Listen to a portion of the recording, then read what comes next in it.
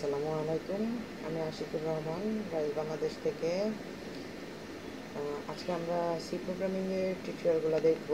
তো C প্রোগ্রামিংয়ের first টিউটোরিয়ালে আমরা দেখেছিলাম সফটওয়্যার কীভাবে সেট আপ করতে হয়, কিছু আমরা হালকা পাতলা কোডিং দেখেছিলাম।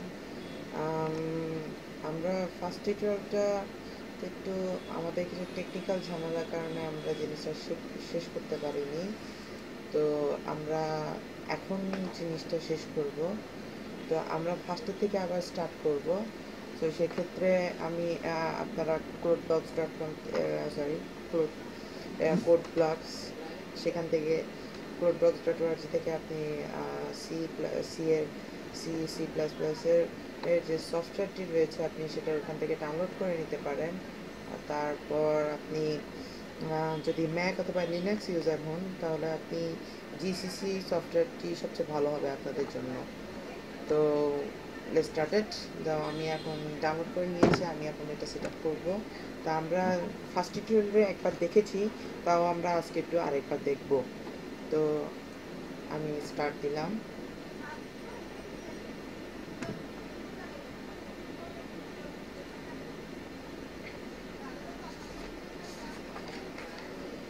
আমরা ফার্স্টে দেখেছিলাম ফার্স্ট টিউটোরিয়ালে কীভাবে কোড ব্লকসটা এডিট করা হয়, ইনস্টল করা হয়। তারপরে আমরা দেখেছিলাম যে কীভাবে একটা সি কোডিং যেটা আমরা করি সেটা একটা আউটপুট আমরা দেখেছিলাম, যে হ্যালো ওয়ার্ল্ড একটা আউটপুট আমরা দেখেছিলাম। তারপর নাম্বার কোডিং দেখেছিলাম।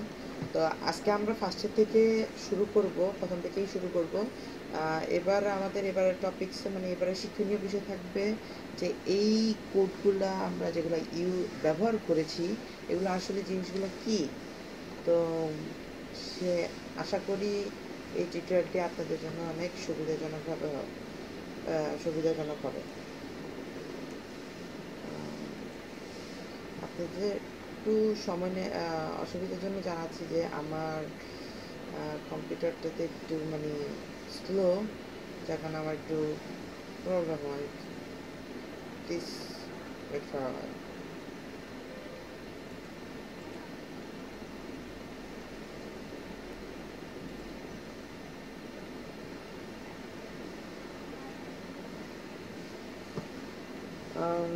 একটু সফটওয়্যার নিয়ে আলোচনা করি। সফটওয়্যারের মধ্যে আসলে সফটওয়্যারটা যেমন আপনি কিন্তু টেক্সট এডিটর ইউজ করতে পারেন। ঠিক আছে, টেক্সট এডিটরের মধ্যে মনে করেন নোটপ্যাড, এডিট, রাইট এগুলো ব্যবহার করতে পারেন। এগুলো ব্যবহার করে আপনি সিটা লিখতে পারবেন। লেখে আপনাকে আলাদা একটা কম্পাইলার ইউজ করতে হবে এই প্রোগ্রামটি করার জন্য। তো এই কম্পাইলার ইউজ করার কম্পাইলারটা আপনাকে আলাদাভাবে ডাউনলোড করে নিতে হবে। আপনি সিটা সেভ করে ওটাকে আবার কম্পাইলার মাধ্যমে কম্পাইল করে তারপরে আপনি একটা আউটপুট পাবেন। তো এর চেয়ে ভালো আপনি কোড ব্লকসটা ডাউনলোড করে নিতে পারেন। আসলে কোড ব্লকসটা হলো আপনার ওপেন সোর্স এবং ফ্রি। এটাকে বলা হয় আইডিই, ইন্টিগ্রেটেড ডেভেলপমেন্ট এনভায়রনমেন্ট। ঠিক আছে, তো এখন একটা জিনিস দেখি আমরা। কোড ব্লকস কিন্তু আপনি আপনার উইন্ডোজের জন্য, তারপরে লিনাক্সের জন্য, তারপরে আপনি আরও অন্যান্য যা যা আছে তার জন্য আপনি ব্যবহার করতে পারেন।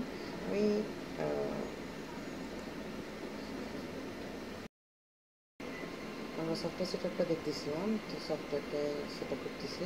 নেক্সট তারপরে এগ্রিমেন্টটা আমরা এগ্রি করবো। করার পরে আমরা নেক্সট দেব। তারপরে আমরা সাবস্ক্রিপশন সেটআপটা সেট করবো। আমি ইনস্টল দেবো। ইনস্টল দেওয়ার পরে কিছুক্ষণ ওয়েট করতে হবে। আমরা কিছুক্ষণ ওয়েট করি।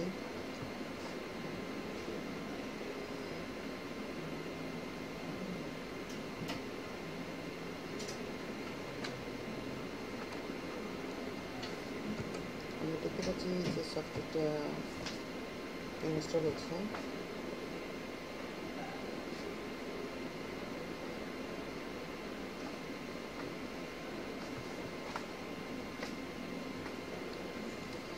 আমরা আগে একটু হালকা পাতলা কিছু ধারণা নিই। কম্পিউটার কম্পিউটার তো আসলে একটা গণগাড়ি চালিত, যদিও আমরা এটি দিয়ে গান টান শুনি, ভিডিও দেখি, গেমসও খেলি, নানা কাজও করি। আসলে কিন্তু কম্পিউটার শূন্য আর এক ছাড়া কিছুই বুঝে না। অলওয়েজ তারা শূন্য, কম্পিউটার শূন্য এক, এই দুটার হিসাব অলওয়েজ করে থাকে। তো এটার উপর নির্ভর করে বিভিন্ন ধরনের টেকনিক তৈরি হয়েছে, বিভিন্ন ধরনের কোড তৈরি হয়েছে, যেমন ফরট্রান, বেসিক, প্যাসকেল, সি। তবে এটুকুরও শেষ নেই, অনেক ল্যাঙ্গুয়েজ আরও সোজা করার জন্য সি আসছে, C++ আসছে। এরপরে visual basic, Java, C, CS, পাও, পিএইচপি, পাইথন, রুবি, অনেক ধরনের ল্যাঙ্গুয়েজ আছে। তো আমরা মেনলি আজকে যে জিনিসটা সিটা নিয়ে একবার অলরেডি আলোচনা করেছি, তাও আমরা আরেকবার সিটা নিয়ে আজকে আলোচনা করব। সো আমরা আরেকবার মানে সফটওয়্যার সেট আপটা আমরা আরেকবার দেখতেছি। সফটওয়্যার সেট আপটা আরেকবার দেখার পরে আমরা আমাদের কোডগুলো কী কারণে ইউজ হচ্ছে, কী প্রয়োজন করে, তা ব্যবহারটা আমরা দেখব।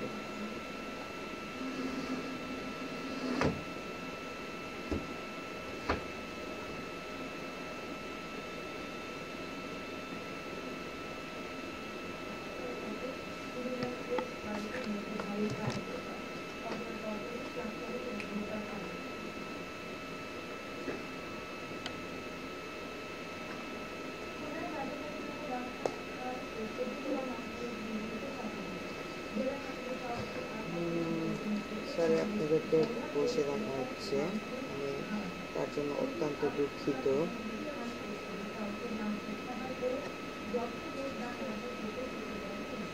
আসলে আমি চাইলে আমি এটা স্কিপ করে দিতে চাইতাম, বাট স্কিপ করে দিতে পারতাম, বাট আমি চাচ্ছিলাম যে আপনারা একটু দেখেন যে আসলে জিনিসটা ইনস্টলটা প্রপারলি হচ্ছে নাকি।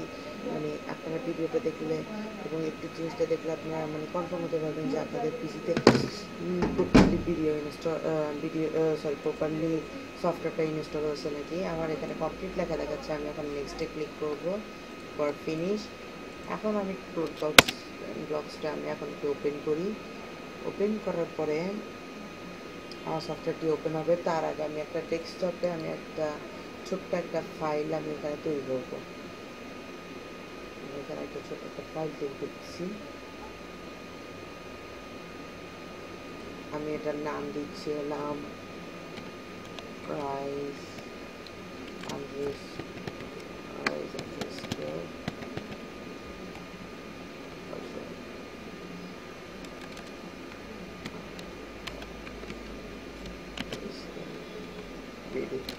ওকে, আমি এটার একটা নাম দিলাম এবং দেখছি যে আমাদের কোড বক্সটা ওপেন হচ্ছে। আমরা একটু ধৈর্য ধরে অপেক্ষা করি।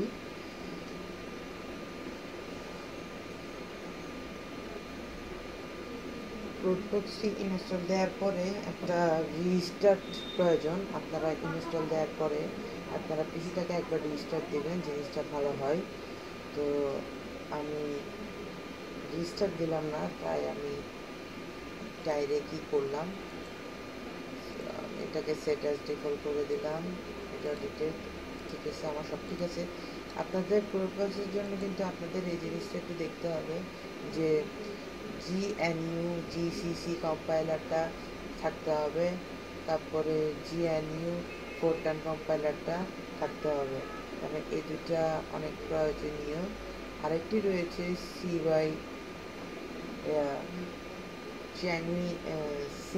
সিংউইন GCC।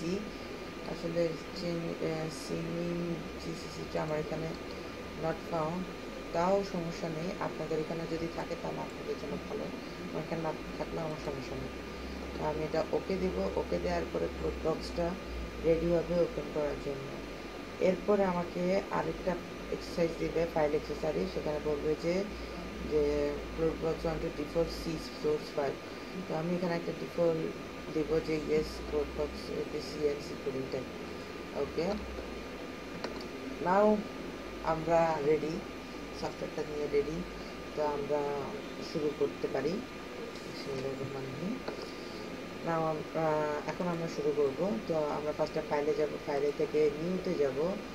নিউতে গিয়ে আমরা একটা এমটি, সরি আমার মাউসটা একটু ডিস্টার্ব করতেছি, আমরা এমপি ফাইলে ক্লিক করব, অথবা আপনারা কন্ট্রোল শিফট অ্যান্ড ইউজ করতে পারেন। তা আমি এমপি ফাইল লিখলাম এবং এটাকে এখন আমি সেভ করব।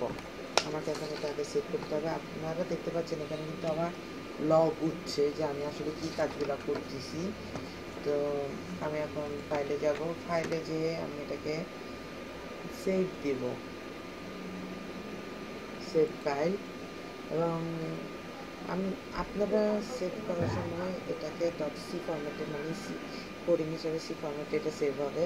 তো আমি এখানে আমি রাইস দিব। আপনারা চাইলে আপনাদের নিজের নাম দিতে পারেন অথবা হ্যালো দিতে পারেন, যেটা আপনাদের ইচ্ছা। তো আমার এখানে দেখা যাচ্ছে আমার একটা এখানে সির একটা ফোল্ডার আমার এখানে তৈরি হয়েছে।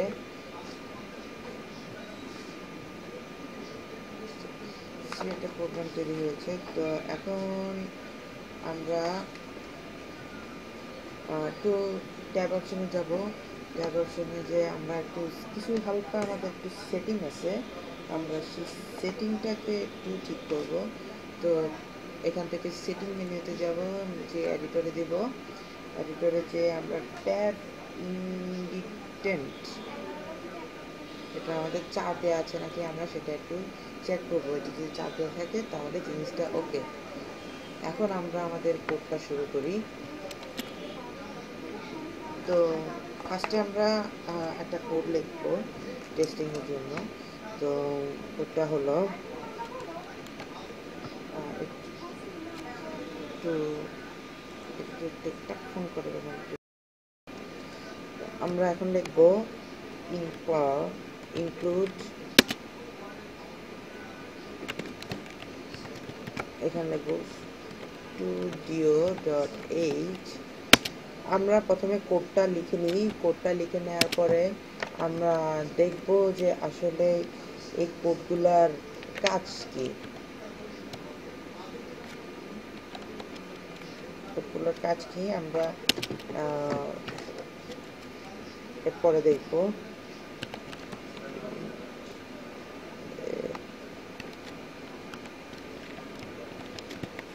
আমি লিখলাম হ্যালো, this is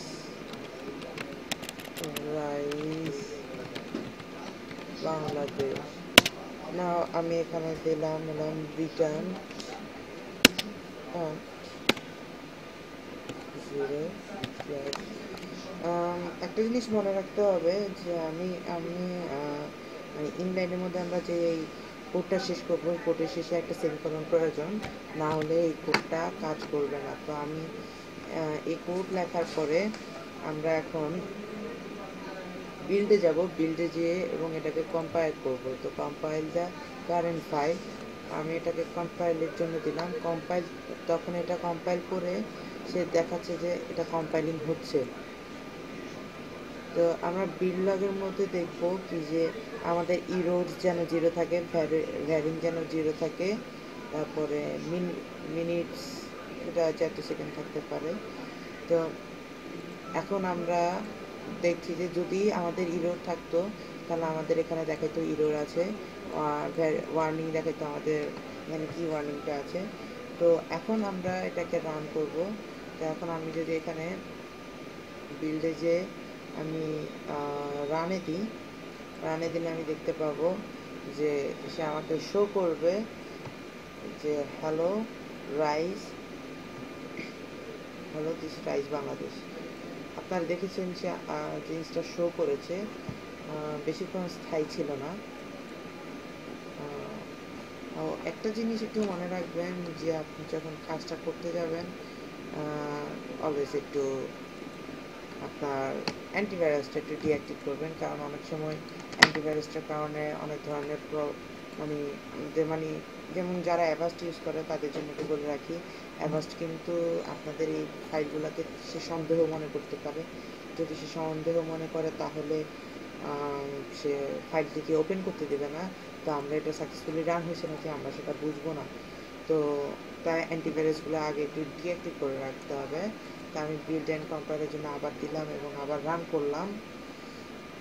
যেমন এখানে বলছে আমার এখানে একটা ইরোর পাওয়া গিয়েছে। আমি একটু চেক করবো এখানে কি ইরোরটা পাওয়া গিয়েছে। আসলে এখানে কোনো ইরোর ছিল না, আমার অ্যান্টিভাইরাসের কারণে আমার প্রোগ্রামটা একটু প্রবলেম করতেছে। হ্যাঁ, এখন ঠিক আছে। দেখেন আমি যেটা লিখেছিলাম যে hello this is rice Bangladesh, সেটা আমাকে এখানে শো করতেছে। Hello this is rice Bangladesh বলছে প্যাসেজ রিটার্ন 0 এবং এক্সটেনশন টাইম 0, মানে যে এক্সটেনশন টাইমটা আছে এটা নিয়ে আমরা একটু পরে ডিসকাস করতেছি। এখন আমরা একটু কোড নিয়ে ডিসকাস করব। তো এখানে আমরা দেখছেন যে আমরা এখানে ফাঁকা লাইন রেখেছি। আসলে লাইনটি আমাদের লাইনগুলো মানে আমাদের কোডটাকে একটু সৌন্দর্য এবং ডিজাইনের জন্য দেয়া হয়েছে। আমরা তৃতীয় লাইনে দেখছি যে ইন্টিমেইন লেখা আছে। এটিকে বলা হলো মেইন ফাংশন। সেই প্রোগ্রামিংগুলোতে মেইন ফাংশন থেকে কাজ করা আর শুরু করে তাই সব প্রোগ্রামিংয়ে এটি ব্যবহার করা হয়, মেইন ফাংশন হিসাবে থাকে। মেইন ফাংশনের শুরুতে দ্বিতীয় বন্ধনী দিয়ে শুরু করা হয়, মানে সেকেন্ড ব্র্যাকেট দিয়ে শুরু করা হয়। আপনারা যারা ম্যাথমেটিক্স করেছেন তারা জানেন যে ম্যাথমেটিক্স দিয়ে শুরু করা হয়, ম্যাথমেটিক্স শেষ করা হয়। শেষ করার আগে এখানে আমি 6 নম্বর লাইনে আমি রিটার্ন 0 লিখেছি। এটি আমি একটু পরে ব্যাখ্যা করতেছি। প্রোগ্রামিংয়ের পরের লাইনে আমরা একটু দেখব যে এখানে লেখা আছে printf hello this is rice Bangladesh. এটি হলো একটা স্টেটমেন্ট। এখানে প্রিন্টএফ হচ্ছে একটি ফাংশন যার কাজ হচ্ছে স্ক্রিনে কিছু প্রিন্ট করা। তো ডাবল কোটেশন চিহ্নর ভেতরে যা লিখবো তা স্ক্রিনে প্রিন্ট করবে। এই ফাংশনটি স্ক্রিনে প্রিন্ট করবে, আমরা মানে যাই লিখবো ওই ফাংশনটি সেভাবেই প্রিন্ট করবে। এখানে আমরা দেখছি যে incloud_studio.h নামে একটি ফাইল তৈরি করেছে। এই ফাইলগুলোকে বলা হয় হেডার ফাইল, মানে .h হলো হেডার ফাইল বলা হয়।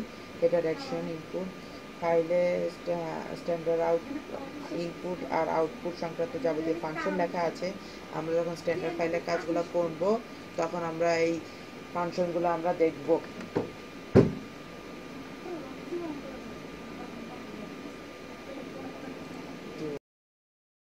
সরি, তো আমরা যেটা বলছিলাম যে প্রিন্টএফ একটি স্টেটমেন্ট, আর এই যে studio.h হলো একটা হেডার। যেহেতু প্রিন্টএফ ফাংশন ব্যবহার করেছি তাই প্রোগ্রামিং শুরুতে incloud_studio.h লিখতে হবে, কারণ এখান থেকে আরও অনেক প্রয়োজনীয় হেডার ফাইল আছে যার কিছু পদ্ধতি আমাদের পরে টিউটোরিয়ালগুলোতে আমরা এগুলো কাজে লাগাবো।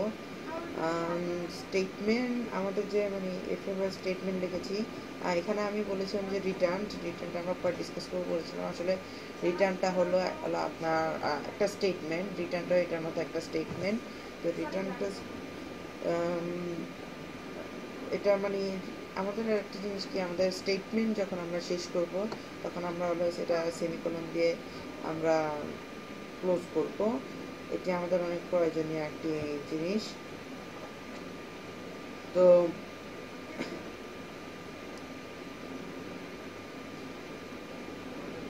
একটু আমাদের মানে আমরা একটু লিখব, লেখার পরে আমাদের যে মানে hello this is rice Bangladesh, আমাদের এই লেখাটা যেন সাকসেসফুলি শো করে। কারণ এই লেখাটা যদি সাকসেসফুলি শো না করা হয় তাহলে বোঝা যাবে যে আসলে এখানে কোনো কোডিং দিয়ে অথবা আপনি কোনো প্রবলেম করেছেন। যদি একটা সেমিকোলন না দেন তাও প্রবলেম হতে পারে। তো আমি জিনিসটা একটু রান করি। রান করলে এখান থেকে একটু ডিসক্রিপশন দিই যে আমি যে স্টেটমেন্টটা করেছি সেই স্টেটমেন্টটা আমাকে এখানে শো করতেছে। এরপরে লেখা হচ্ছে প্রসেস রিটার্ন 0। আমার যে রিটার্ন শিটটা আমি যেটা 0 দিয়েছি রিটার্ন করার স্টেটমেন্টটা সেটা সে 0 হিসাবে প্রিন্ট করেছে। এবং এক্সটেনশন টাইম মানে এই যে স্টেটমেন্টটা মানে এই যে আমার যে ফাইলটা রাইস বানাতে ইয়েছি, এটা ওপেন হইতে আমার কত সময় লেগেছে, আমার সেই টাইমটা হলো এখানে। এবং প্রেস এনে কি আপনি এখানে যে কোনো কি ব্যবহার করতে পারেন। আমি স্পেস বার ব্যবহার করলাম, আপনি অন্য কোনো কিছু ব্যবহার করতে পারেন।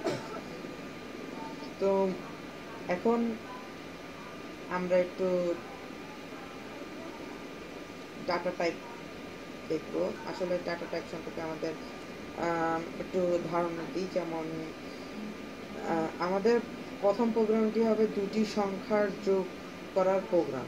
মানে আমরা এখানে প্রোগ্রামটা করবো দুটি সংখ্যাকে যোগ করার জন্য, ঠিক আছে। সংখ্যাগুলো তো কম্পিউটারের মেমোরিতে রাখতে হবে। তো আমরা জানি কিন্তু কম্পিউটার হলে 0 এবং 1 দিয়ে কাজ করে। তো আমরা যে দুটি সংখ্যা যোগ করবো, তো যোগ করার জন্য আমরা মানে এটিকে কম্পিউটার মানে আমাদের যে সিকে তাকে বুঝাতে হবে যে আমি দুটি সংখ্যা যোগ করতেছি, সেটার জন্য যে সংখ্যাটুকু আমি যোগ করব সেটা আমাকে কম্পিউটারকে বোঝাতে হবে। তারপর আপনারা যারা পিএইচপি অথবা জাভাস্ক্রিপ্ট করেছেন তারা ভ্যারিয়েবল কাজ করেছেন, যেমন ভ্যারিয়েবল যে কোনো মান ভ্যারিয়েবল দিয়ে যে কাজটা করা হয় তা আমাদের লিখতে হবে। যেমন আমরা একটা প্রোগ্রাম রান করি, একটু আমরা লিখলাম একটু ভাগ, আমরা এখানে আরেকটা ইনক্লাউড লিখে এটাতে এটা একবার লেখার পরে আমরা ইনক্লাউডটা ওইখানেই শেষ করতে পারি, আমাদের আর মানে ইনক্লাউডটা আর লেখার প্রয়োজন নেই। তো আমরা এখানে আবার ইন্ডিপেন্ডেন্ট নেই, আমরা ফার্স্ট ব্র্যাকেট স্টার্ট ফার্স্ট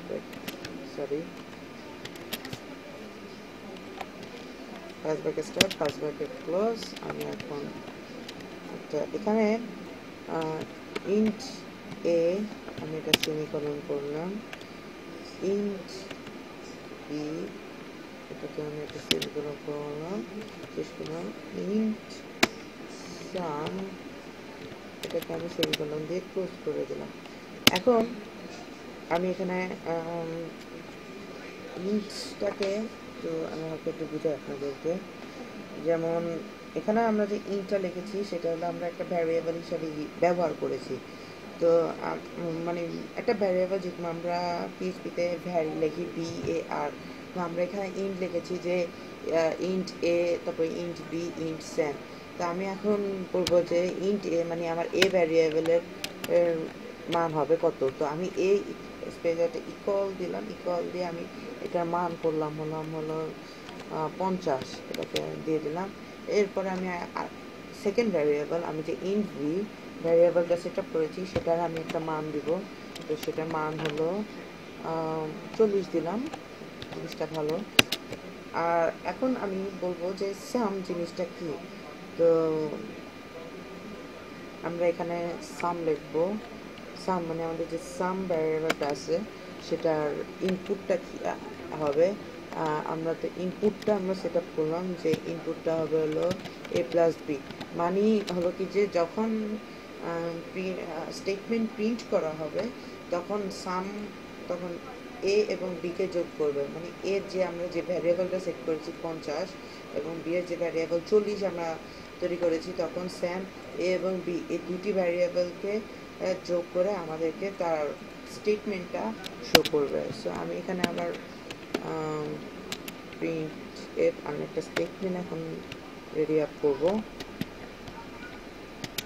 আমি হলাম স্যাম is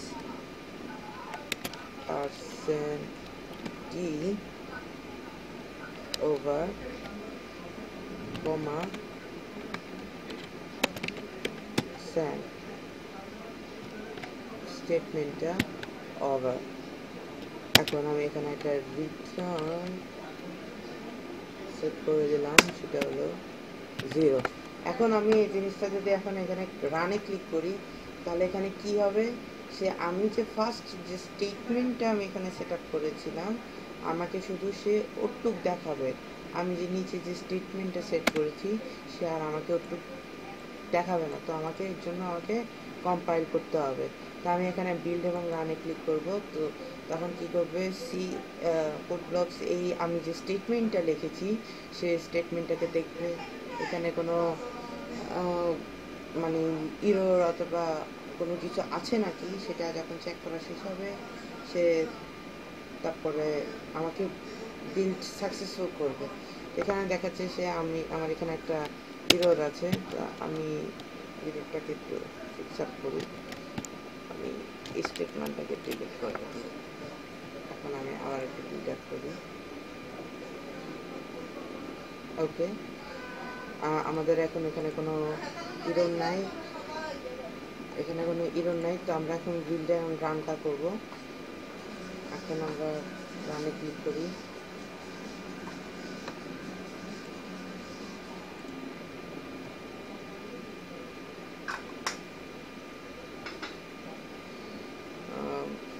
একটু মনে হয় সমস্যা হচ্ছে, একটু চেক করে নিই।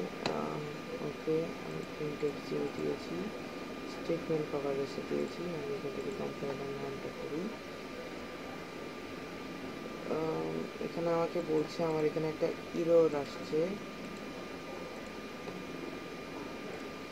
রান করি। ও সরি, আমাকে জিনিসটা একটু সেভ করতে হবে। তারপরে আমি জিনিসটা কম্পাইল করতেছি। একটু প্রবলেম হচ্ছে, 2 মিনিট। আমি একটু ফোল্ডারটাতে যাই।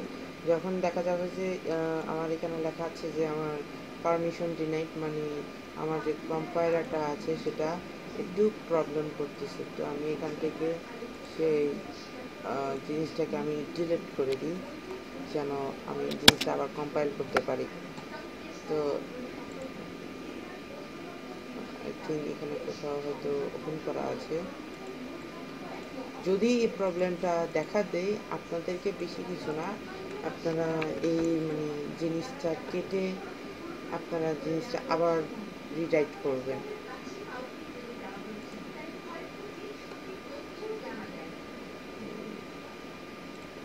আমার একটু 2 মিনিট আমার একটু টাইম লাগবে জিনিসটা একটু চেক। আসলে আমার একটু ফাইলের প্রবলেম হয়েছিল, মানে সফটওয়্যারটাতে প্রবলেম হয়েছিল। আমি এখন জিনিসটা সরি, আমি জিনিসটা বিল্ড হয়নি, আমি একটু বিল্ড করে নিই। এবং হ্যাঁ, ওকে, তো আমি এখানে দেখতে পাচ্ছি আমার লেখা আসছে কি স্যামিস 90, ঠিক আছে। কিন্তু আপনারা ভাবতে পারেন ভাই এখানে তো স্যামিস % ডি দিয়েছেন, তারপরে স্যাম দিয়েছেন, তো এটা মাইন্ডটা কি একটু বুঝলাম না। জিনিসটা হলো যে আমরা এখানে ভ্যারিয়েবল ব্যবহার করেছি এবং ভ্যারিয়েবল ব্যবহার করে ভ্যারিয়েবলের একটা মান সিলেক্ট করে দিয়েছি, এবং স্টেটমেন্টে যখন আসছি তখন আমরা একটা ইন্টিজার ভ্যারিয়েবল ব্যবহার করেছি।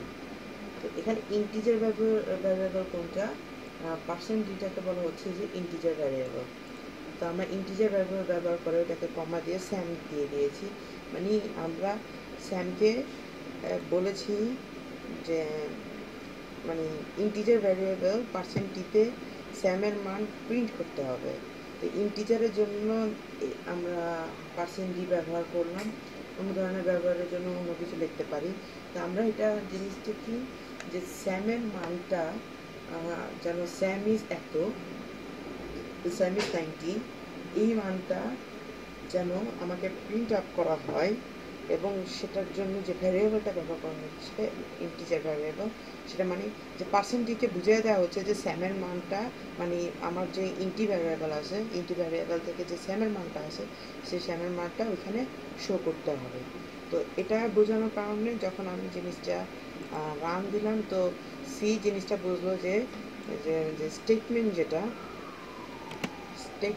সেটা ইন্টিজার ভ্যারিয়েবল সে ভ্যারিয়েবল ব্যবহার করা হয়েছে, এবং পাশে যে স্যামটা একটা ইন্টিট ভ্যারিয়েবল, এবং সেই স্যামটাকে সেই ইন্টিজার ভ্যারিয়েবল সে অটোমেটিক কল করে তাকে তার স্যামের যে ভ্যারিয়েবল মানটা আছে তা শো করা হয়েছে।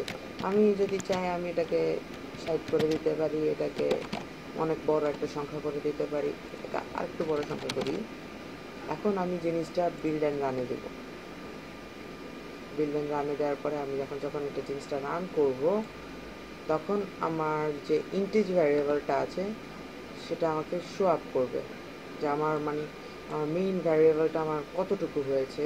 আই থিঙ্ক আমার অ্যান্টিভাইরাসটা অ্যাক্টিভ হয়ে গিয়েছে।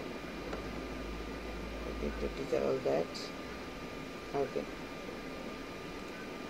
এখানে দেখেন যে আমি কিন্তু এখানে স্যামিজ এত দিয়েছি, এত আমার যে মানটা আসার কথা আমার সেই মানটাই এসেছে। তো আজকে আমরা ইন্টিজার ভ্যারিয়েবলটা দেখলাম, নর্মাল ভ্যারিয়েবলটা দেখলাম। তো আজকে শেষ। আজকে এই, আশা করি আপনাদের টিউটোরিয়ালটি আমার ভালো লেগেছে।